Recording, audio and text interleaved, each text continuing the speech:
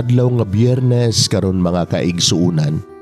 Petsa 16 sa bulan sa Abril tuig 2021.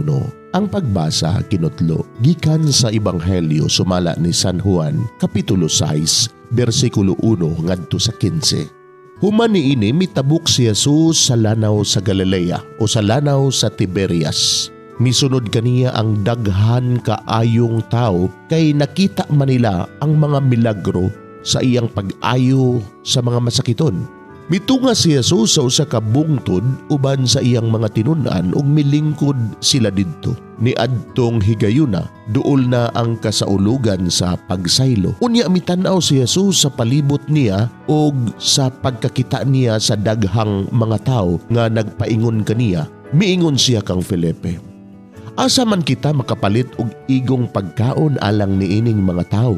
Gisulti niya kini aron pagsulay kang Felipe. Apan ang tinuod mao nga nahibalo na si Jesus kung unsay iyang buhaton.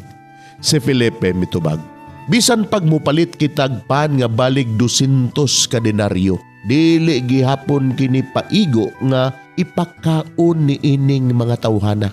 Usa sa iyang mga tinun-an nga si Andres, igsuon ni Simon Pedro, miingon kang Jesus, ani ay batang lalaki din hinga may 5 kapan nga si bada ug 2 ka isda.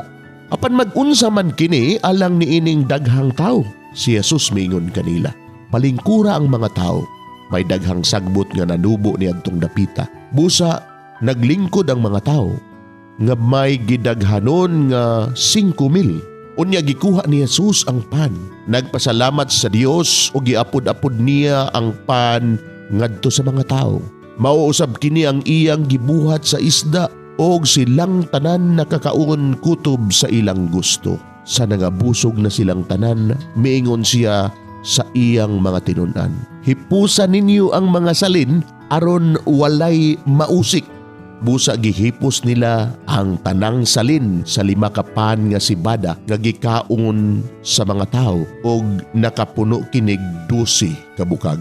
Sa pagkakita sa mga tao sa milagro nga nahimo ni Jesus, miingon sila, sa walay duha-duha, siya gayud ang propeta nga giingon sa kasulatan nga moanhi sa kalibutan. Nasayod si Jesus nga moduol sila kaniya ug pugson siya aron himuon nilang hari. Busa mibalik siya nga nag-inusara didto sa kabungturan. Mga igsuon, ang Ebanghelyo sa Ginoo. Daygon ikaw, O Kristo.